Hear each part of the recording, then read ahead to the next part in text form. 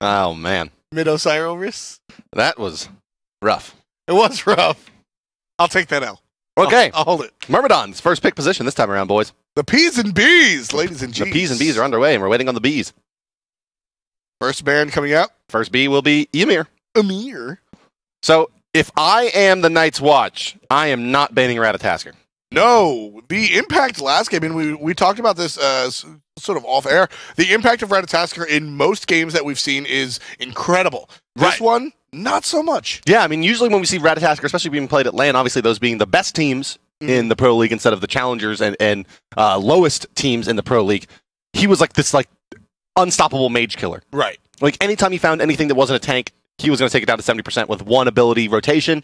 And then try to walk it down, especially when he had that heavy hammer finish with the Opal Acorn. But not to be here. And yes, indeed, the Night's Watch will leave open said Ratatasker. But they will ban out the Giannis. They'll ban which Giannis. is, if you had to boil it down to a single point, the Giannis is what beat this team. Yes. And then on meta here, Myrmidons, they'll take Fenrir. But that leaves the Rat. Fenrir considered the best counter to the Rat currently. Yes. But we may see Night's Watch elect to play it. Anyway, no, it'll be Bay. Haven't seen her in a game. One game. That's new. Yep, Bologna is... She wasn't picked or banned last game, right? No, she wasn't. My God. I was surprised. Bologna brings so much to the table in the way of control, in the way of damage, in the way of wave clear, in the way of team fight with the ultimate. And Sylvanas, very much the same. You've got two large team fight gods right there. So will we see the Hades? To fight. The Hades out of Mogao. We heard. He is... we mentioned it during the first game, if you guys missed it. Hades was banned. Very, very strong in the right hands. There he is. There it is. And the right hands are definitely Mogao's. He is considered largely the best Hades in the world. Night's Watch with their third selection here. Will it be the mid lane? It will be. It'll be Scylla. Feel like you got Scylla a little bit later in the draft. Isis. That is a rough matchup. That's a tough matchup for the Scylla. Scylla's lane clear is very poor, and Isis is the best. Yes, Isis is the best, and Scylla is arguably the worst. Who would you say is worse lane clear as far as mages? I don't know. I don't think there is really any. Pre-level 8, she's got to have one of the worst, if not. Trying to think. I'm like thinking of all the mages now. Put me on the spot here. Bacchus and Freya. Freya's a mage. Just say Freya. Freya's lane clear is probably better than Scylla's. Pre-8. Yeah, actually, yeah. Pulse being able to stack up the minions to AoE damage. Yeah, that's a little rough. Late game, though, however, that Scylla will be a monster. We did talk about Myrmidons earlier. Much like Mogao is sort of the Hades, Sayo in his prime was the Isis. So it's very exciting to see how this is going to pan out. Duza, Hades, Ares all selected on the side of the Myrmidons. A lot of teamfight presence there from them, but a decent amount of execution required as well. The throwback to see that Isis for sure. Ares picked up as well. Loki on the side of the Night's Watch. Now, Loki's a character that we do see. He will almost undoubtedly be in the solo lane while Bologna finds herself in the jungle. Loki, a lot of his potency came from the Heartseeker. Heartseeker is largely changed. Not too much of an assassin item these days. So it's interesting if we'll see if Loki, A, will be as potent without the Heartseeker, B, goes to Heartseeker anyway because it is still 80 damage and that's a huge amount, or C, well, he's got to get a lot of kills to make it worthwhile now. Exactly. Probably Transcendence. I mean, it will be Transcendence. Yeah. But in addition, we In addition, 2 + 2 = 4. In addition, new edition. Period. Wait, that's the right stuff. Yes, never mind. The right stuff. Or, if you're a Weird Al fan, the white stuff. The white stuff in the middle of the Oreo. I am a Weird Al fan. Are you? I am. I listen to Running with Scissors every night before going to bed. I'm a Dare to Be Stupid guy. All right. Hey, well, to each their own. To eat their own. That's another good Weird Al song. Just eat it. Oh, man. You're reaching now, my friend. I had an Alapalooza shirt. Ugh. Really? Yes. Wow, you're a big Yankovic fan, huh? I mean, I was like in the 3rd grade, but that's how we started off, and we're starting off this game. This is number 2. That's when I started selling crack. The Myrmidon. No, 3rd grade, actually. Let's get on into this one. I've broken Tom, I believe. It's Myrmidons Night's Watch. Myrmidons, they're the left side of your screen. They are the blue team, and they're composed of 5 very, very handsome members. It's Mogao as the Hades in the soul lane. Get Fisher will be your Fenrir jungle. Sayo in the mid lane is Isis, Dardez, and Germain. Once again, they are your dual lane. This time it's Ares Dusa. On the other side, it's a Night's Watch down 1-0 here in this contest, fighting for their Pro League spot. Game Hunter will be your solo lane. Loki, one of his signature gods. Belbat in the jungle as Bologna. Carino mid-laning Scylla. Wolf of Elo Street plus Moex will be your duo. Sylvanas and On Her. I love Moex on this On Her. Moex. This is synonymous with Moex. It really is. It's very interesting. Again, with the mortality throwback, Moex was the hunter on the team that Sio played mid and then later on solo. Don't forget about the solo. But Moex really showed up on this On Her.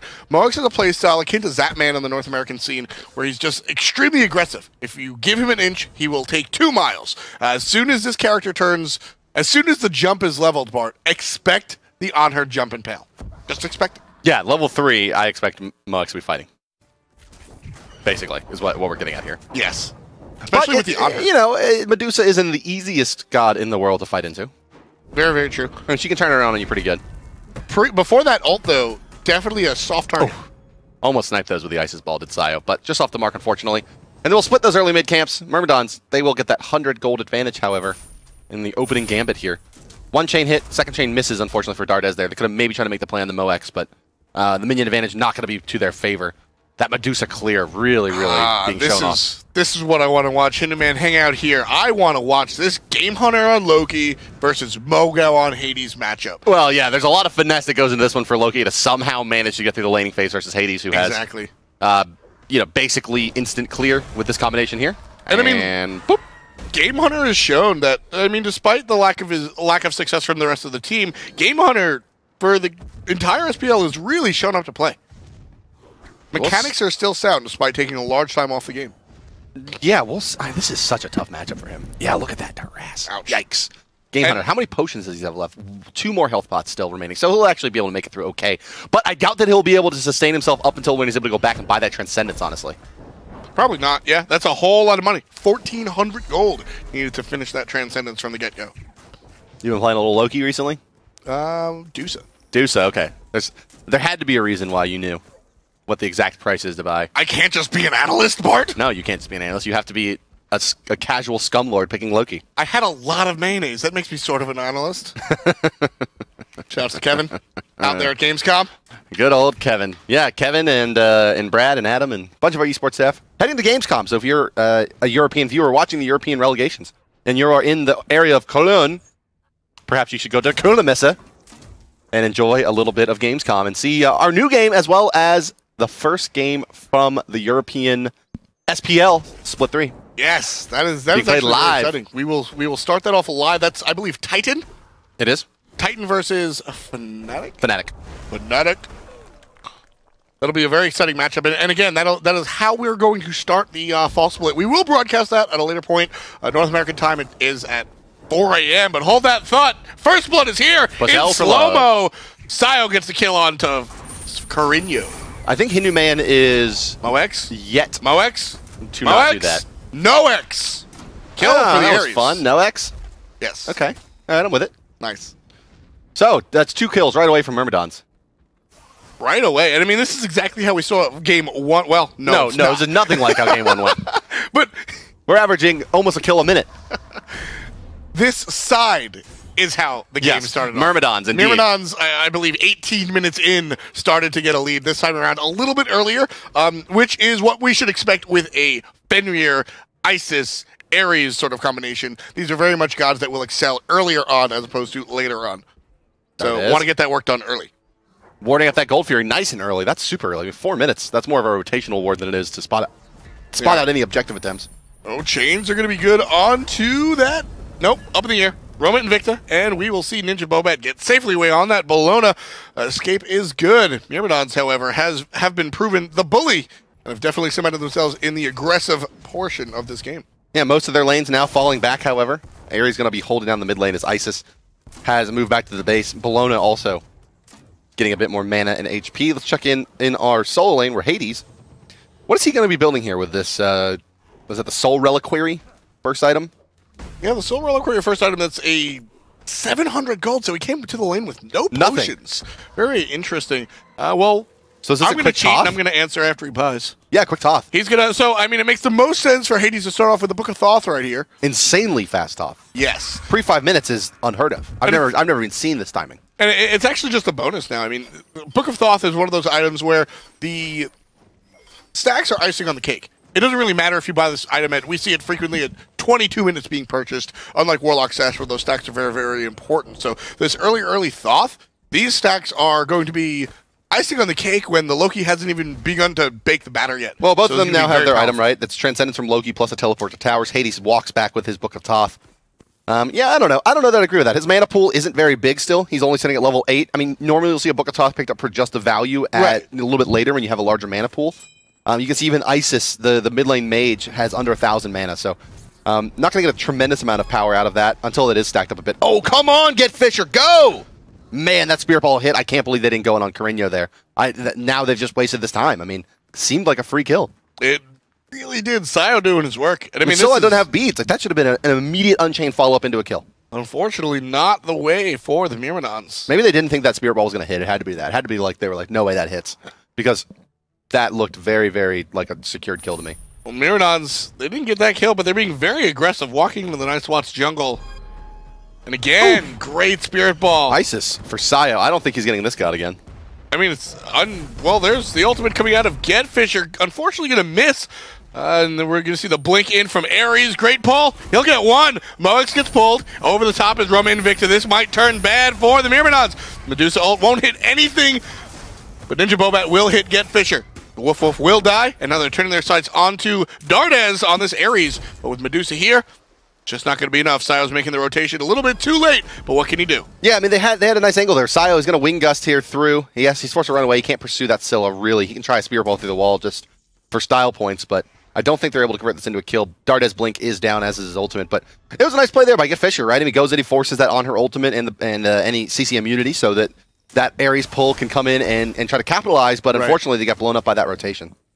Yeah, great counter rotation coming out from the Night's Watch. Long range Spirit Ball will miss. Able to clear the wave easily with the Wing Gust. And here's what we were seeing earlier, Bart. Just no control at all coming out from the Loki. Just instant clear from Hades. And Loki stuck on his back foot underneath the tower the entire time. Yeah, and he will be. I mean, basically, it's Loki is such an awkward solo laner. And, like, it's actually kind of unfortunate, I think, that it does work. Because it's so strange. Like, basically, like, you sit here and you farm until your opponent decides that they need to go join a fight, and then you sit in this lane for, like, 30 minutes just killing towers. Yeah. And then, you know, eventually go and try to make a rotation if there's a fight on the right side of the map. But, you know, you see it a lot, especially in casual Smite. We haven't seen very much of it in professional level Smite at all because it's really not laning viable. Like, Denial won a game with it in the SPL this split. Yeah, I mean, we see it very rarely. Yeah. And it's almost fully relegated to a split pusher. Like, almost, you'll basically never see a Loki with any kind of, like, we used to see, like, back in the day, like, these Girdle and Hydra's Lament kind of builds to try to kill mages, but now it's, like, full penetration kill towers. Beat stick. Yeah. Go for the towers. It's all tower. It's a whole tower play here. So it's a very, focused, objective-oriented style of play here. Right now, Loki's the objective, gets the pull into the big Woof Woof, and that is one dead assassin. Mogao comes on and lays it in. Now, you know, I don't know that... I guess Fender and Ultimate's fine to use there. They probably had the kill with the chains nonetheless, but they'll go ahead and secure that one. And nicely so, right? I mean, the silence on Hades also makes us... I guess it's particularly weird to see the Loki pick into a Hades, because Hades has, like, just the very best Sio doing everything he wants to in this mid lane, and that's really showing the finesse that he has on this character. Misses the Spirit Ball, but goes right for the Wing Gust anyway, and then he gets the pop with the ultimate.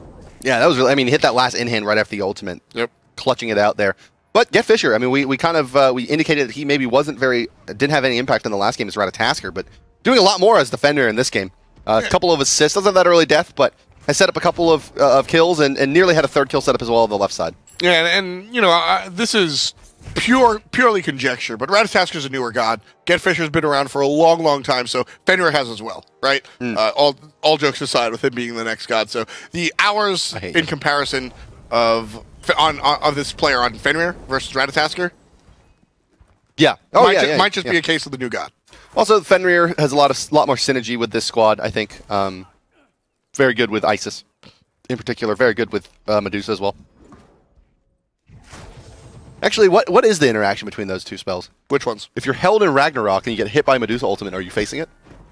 Yes. You are, okay. Yes, you are. So you drop out of the mouth stunned. Okay, cool. Yep.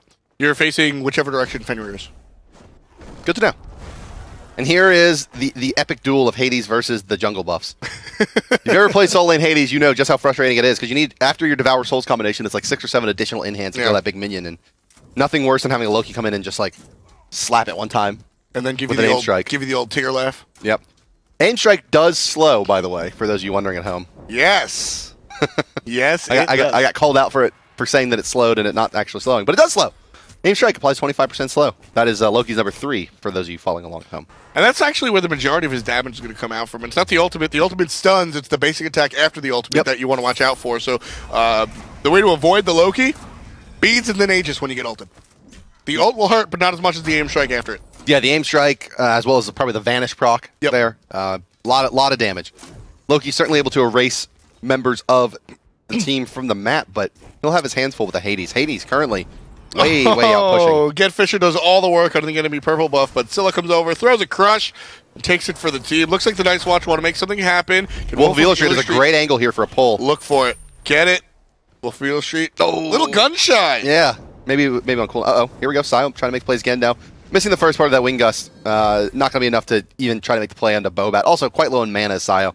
Just the ultimate really available in terms of mana. I mean, Sio's sitting here level 14 in comparison to level 11 Scylla. 2-0-0. Wow, 0-2-0. Way ahead. I mean, I warned you.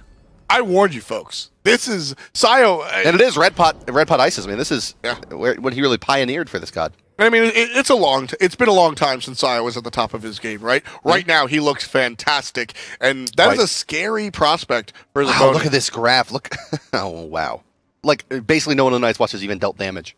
It's actually very interesting. Get Fisher so low, but still being so impactful. Yeah, I don't think I've seen him brutalize a god yet. Yeah. Like, it's been Ragnarok almost exclusively. Ragnarok and the stun from Unchained. Yeah. Which is largely why Fenrir finds himself up and down the pick list a lot of the times. He's so control-oriented and still deals damage, but this time around, focusing more on the control. Yeah, Unchained, that ultimate. The ultimate of Ragnarok and the combination of the leap that stuns and of course his passive resetting those runes on kills is, his ability to kind of continue initiating in fights is very valuable. Jermaine and Moex doing the jungle dance. Want to see who wants to rotate first. 13-11, another 2-level lead on the side of the Myrmidons in the long lane this time. Looking very, very strong on, well, all fronts. Mogao doing very well against Game Hunter as well. 12 minutes and 40 seconds, 4-1 for the Myrmidons. Once again, holding the early game lead. Starting to stall out a little bit here, though, is the action. It looks like we haven't seen much cooking for the last couple of minutes. 5,000 experience, 3,500 gold, as you mentioned, Tom. As we get to 13 minutes now between the squads, 1-0 for the Myrmidons, and a win here puts a hell of a lot of pressure on the Night's Watch. Yeah, I mean, so this is the best of 5 if you're watching at home, and this is for all the chips, essentially. The winner here of this best of 5 goes on to claim the spot in the SPL for the fall split, which is arguably the most important split of the year. I don't think there's much argument there. Yeah, well, it's the most important split of the year. There we go. We do spring, summer, and fall feeds directly into the SWC. So we've watched the summer finals, we've watched the spring finals. The fall finals will actually be regionals, and those winners will go on to the World Champions and fight over $1 million. So yeah, probably also really worth noting that we won't relegate again after this split. Yes. Last year there was relegations in form, essentially, which was the path through which Titan actually qualified for Worlds. But in this split, it will not be the case. There will be, you have to qualify here at the beginning of the split. You can't simply be an amateur team and then win one series and go to Worlds. So because as exciting as it was. It was. It was great. I loved it. I loved the Cinderella story, honestly. And I mean, they did it in such exorbitant fashion, coming back against Cloud9. Oh, memories. Definitely one for the Classics book, actually. Cloud9, once captained by Young Bae, the Malaysian Terror. No longer playing the Smites, seems like. Yeah, I caught him playing Smite the other day on stream. Yeah? I did. Did you flame him? I went in and I said, "Are you playing Smite?" He's like, "Please don't tell anybody." He was streaming to 100 people, of course. Yeah. So, that's besides the point. So what team is Young Bae going to show up then in this split? I don't know. I mean, it's very interesting, actually. The SPL has become more lucrative for players to join. So it's more of an option, actually, now, as we see the mid lane being pressured by 3 members of Myrmidons. The rotations are coming from the Night's Watch, and it looks like Myrmidons got that memo as well. And if you see Hades in the mid lane, you know where Game Hunter is. Oh, yep. Fighting Towers, PvE expert Game Hunter. Showing off his raiding skills now, as he's just going to be enjoying this right side lane for some time still. That's actually accurate. That is what LFR, that's about as difficult as LFR is right now. Just left-clicking, hoping you win. Sio shows up. Great stun on a wolf. Not too much. Did you just reference a current WoW raid? Yes. Oh, you revealed your power level to the stream. Oh, my power level is incredibly high, Bart. You have no idea. I do have no idea. I don't even know what LFR is, Tom. It's looking for raid. It's story mode, essentially. You don't really do anything. Looking for relegations? Yes. Okay, there we go. Unchained. Isis? It's going to be good with the Isis follow-up from the ultimate. Here comes a big pull out. Dardez. Will he get anybody? It will not. Beads are used. Medusa ultimate nearly enough to finish off Bologna, but not surging forward. With rotation the in. Of course, that wasn't Bologna. That was Loki, wasn't it? Stun over the top of Eagle's rally. Looked like it could have been a good counter initiation point, but smartly, Night's Watch back off, understanding just how low that tower was. If they had counter initiated Bart underneath that tower, couple of hits out of the tower, it would have died, and they would have been toasted. Yeah, good call from them to back off that one, but Myrmidons finds themselves with yet another kill. This time on Carino, who definitely was the best player on the side of the Night's Watch in the last game. They'll keep him down a bit more in this one, and Myrmidons squarely holding this one. As long as this one doesn't go like 45 minutes again, and they don't give Night's Watch an opportunity to get back into it, and this Loki just won't ever pan out, and they should be able to just win outright if they can keep the pressure up. Yeah, I mean, this is really where we see the hiccup. Well, not here, but later on is where we see a lot of the hiccups from the teams that haven't made it through the SPL yet. Although with these players, might be a different story. But closing the game is one of the most difficult things to take your team from, one of the most important things to take your team from that mid-level to the upper level, the upper echelon. We see a lot of the top-end Challenger Cup teams, when they come to relegations, really unable to finish the game and close. So that's really what we want to see out of Myrmidons here. And as I said, I referenced the players. Sio, Mogao, Get Fisher. These are players that have seen the top of the mountain. So that might not be a problem like it is for most of these relegation teams. Sio won the first LAN ever. Did he? Mm-hmm. And that was... Paris Games Week 2012, ESWC SMITE Finals. Jeez. It's a long time ago. Sio and Smek. Smek, former hunter for what is now Paradigm. TSM, yeah, that whole TSM Cloud9 Young Bay Smek trade. A Marin theme. Oh, here we go. Okay. All right, Sylvanas. There it is. Oh, no, Myrmidons. Able to secure it. Wolf of Velo Street, he's going to donate a life there to Get Fisher. Sylvanas, so I mean, this is one of those situations where you really see the difference of supports being able to steal objectives now versus prior to the patch with a Hog. Sylvanas doesn't really have much going on for him there with in the attempt to steal the Gold Fury. That's really the mage's job, frankly. Right, but where's the I'm a Monster? Yeah, where was Carino during that engagement? A Crush and I'm a Monster. That's a lot of burst. And that's a Night's Watch Gold Fury. Yeah. Mage, I said it yesterday, I said it today, and I'll say it again. Mages are the new Hog. You're looking for that burst damage. Moax Force underneath the Tier 2. Long lane, Myrmidons are really making it work. Probably going to look for the Tier 1 if they get the minions underneath it. Not able to, they'll fight. They'll find themselves in the jungle. Hog is still 1,000 true damage on the objective. It's nothing to just kind of turn your nose up at. It's sort of got in the way of Eye of Providence, though, where, sure, 1,000 gold is good, just like free wards. But the other actives eke out better most of the time. Creeping Curse will impact the game a lot more. Yeah, and early weakening seems to be at least in kind of the casual, what most people are playing. Seems most Guardians are loading out with an early weakening curse. It's one of my favorites. Creepier Curse, probably my favorite item in the game. The creepier curse? It's creepier. I gotta go with the AFK boys, and it's the uncommon sash. Uncommon sash? It's so uncommon. It's just hard to find. Who would ever get that sash? Mogao in a little bit of trouble. Ultimate onto the Eagles rally, so all those protections up there. But in comes Get Fisher, trying to seal the deal onto the Bologna. Come on, Ultimate. Come on. Get it, Wolf. Get it, Wolf. Come on. Not able to. Does get it. Get Fisher kills Bologna. In comes Sio. A lot of damage onto the Wolf of Elo Street. Meanwhile, on the back line, Game Hunter being aggressed on by Dardez and the Hades. I'm a monster off the mark. Scylla, she's going to leap away. That's that. That's, yeah, a couple kills. 8-1. This is the Challenger team, folks. The precedent has been set. We did see the North American team rival, topple enemy. The precedent has been set in North America. Can Europe do the same? Myrmidons looking like they want to be the candidate. They want to be the guy. Can they be the guy? They're going to try, aren't they? Get Fisher. Such an improvement from game number 1 here.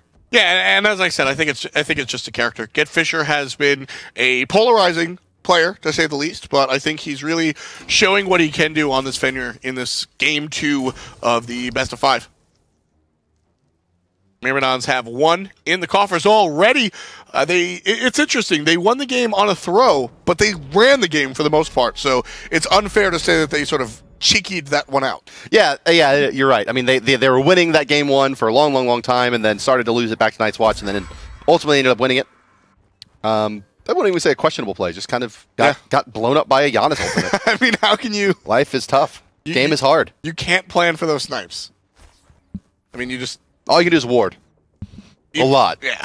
I mean, even then, so... We mentioned yesterday during the Giannis play, the way that works throughout the wall, you'll see the portal before the damage comes. As soon as the Giannis ult hits the wall, the portal is created before the actual animation, thus damage, follows through it. So you have a little bit of a tell there, but not too much, especially if the wall is small. So, I mean, it's sort of luck of the draw. Roll the dice, flip of a coin. Well, 4 members of the Myrmidons over here. They find a double stun off the Unchained Leap. Ares pull is going to be nice. It's going to force all of the ultimates and beads. The Isis ultimate used to try to heal them back up, snatch them through the wall, but that's probably actually not what you wanted, because Jermaine just turns around and uses that Medusa ultimate, and they're all caught looking there. Silence, huge silence on the Scylla there. She could have gone for the Iba Monster on the back of that 2-man cripple. Syo's going to die. I love the instincts from Dardes. You're not going to body block that tower shot, but it's the instincts trying to get in between the incoming damage and your player. That's a support player. And of course, we see the value of Loki actually over on the right side here. Basically forces Mogao to not join this fight, because if he does, his tier 2 goes down. Instead, he's going to aggress. I mean, it's still just might still go down here. No. I mean, no. I'm saying that if Mogao would have left, Loki would have been able to split push that. Instead, Mogao will be forced to pressure this tier 2. Not the worst thing in the world. Oh man, you're gonna force me to eat a sandwich. I'm upset. And, oh my! Look at that build from Mogao. We didn't even check this one. He's just got so much mana. I mean, it's this build from Mogao is straight. I mean, this is why he's the Hades. He literally never has to go back. He is the Hades. Wow. How do you get away with it? I guess it's just Loki. Just is what it is, right? Loki just has no pressure against Hades, the wave clear. He can go for literally the greediest possible build. Yeah, I mean, Loki, he's a melee character, and Hades eats that for breakfast, lunch, and dinner.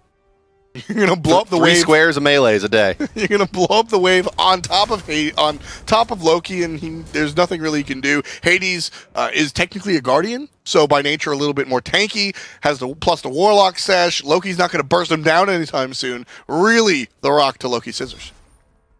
A Dardes just holding the choke here. Doesn't want the Night's Watch to be able to get any kind of positioning around the Gold Fury. As you can see, Myrmidons, they've kind of played with starting it up here. Yeah, and they will actually, as they realize they find the ward. They'll go and counter 2 wards here with Syo.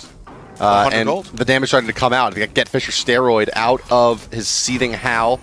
Gold Fury falling very, very low, down to 1,000 HP, and they will go ahead and secure that one. Myrmidons gets yet another Gold Fury uncontested in this matchup. As soon as that Howl was big activated, Unchained here. Hold that thought. Go ahead. Ultimates come out. I'm a monster. Hits 3. No deaths. Dardes gets killed by the Crush. Carino now turning around with the rest of the on the backside, though. I mean, he has to hit, like, the 4-man Spirit Ball into his ultimate, into... Blink, death. Everything else. Down is going to fall Jermaine, to that Crush. The Lash is there as well. To the Scourge. Yeah, and Syo, he actually tried to make the big play. He tried to kind of flank that fight, and ended up, his team just got run through. It was that Eagles rally into the 3-man I'm a Monster. Really and I think this is more representative of the point you were trying to make earlier, Bart, is that had Hades been in that fight on the left-hand side, that was a Myrmidons fight. But Game Hunter forced Mogao to stay here on the right-hand side, and now he's caught out. Oh, he's going to fight him. He's going to fight him. There's a wave there. He drops the Shield of the Underworld, and he goes for the Devour Souls. It's just not enough. Not quite. Mogao. Yeah, I guess he just I guess he didn't feel like running. I mean, unlikely that he survives either way there. But without enemy minions and just using the Devour Souls on the gods, it didn't get him much damage out of that. Yeah, not too much available to him right there. Syo, level 20, has been for a while now, looking very, very strong.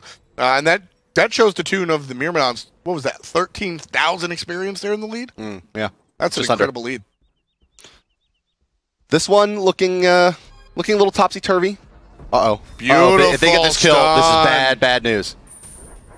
Third chain. Do they have the follow-up? They do not, but they're going to force Carino back to the base. I think on that kill, they could have gone just right for the Fire Giant and just forced Night's Watch to fight. They definitely could have. Carino says no. They might still. If they see these 2 members on the left side and they know that Carino's back at the base, they may go ahead and pop over to that Fire Giant. We are seeing Dardes head over, but not quite, as Syo will split up. Vision. Wards win wars, man. Had they known. Had they only known, they could have taken a Fire Giant there, I think. But will they do so on the left side of the lane as well, or left side of the map as well? Their clear time certainly went too fast. Get Fisher Seething Howl though. Does some serious work. Yes, I noticed that on the Gold Fury. Seething Howl, 70 physical power, 35% lifesteal. I don't care about the lifesteal. Well, and at full runes, power plus 50%. Wow. Right, so when you activate Seething Howl with all 5 runes, it's 105. Yeah, 105 power. Wow. And like 60% lifesteal. That's incredible. It's very, very, very brokenly overpowered, in fact. But it somehow just works for Doge. Can Naja trade with the dog? Yeah, no. I want 105 power. I would love that on considering that we actually talked about this a little bit yesterday, but considering that the highest physical power contribution from an item in the game before a stacks is 50, that you have an ability that does 105. Isn't it 60 with Shifter Shield? Like I said, without a conditional, right? Without a conditional, without stacks, none of that, right? It's 50 from the Deathbringers, and yeah, you get 60, and you get like 73 or something out of Transcendence. Incredible. Free Fire Giant from the Myrmidons. Just, it's the triple beam balance of the map. Just too many people on the left-hand side allow Myrmidon to take the right-hand side for free. Night's Watch can't even contest. Because of that, Myrmidons will find themselves in the mid lane. Mogao shading over as well. They'll be able to siege down this mid tower. I would be very surprised if Night's Watch started a defense here, but I expect to see them underneath the Firebird. Yeah, their last tier 2 does go down. Phoenix is now being pressured in the mid lane, and Mogao, you can care less if there's a Loki split push at this point. Now it's time to group. Finally. He's so happy, I'm sure. With his most greedy possible build. I get to fight with my Thoth and my Warlocks and my Rod. Can we actually hover on Hades, please, and take a look at his magical power?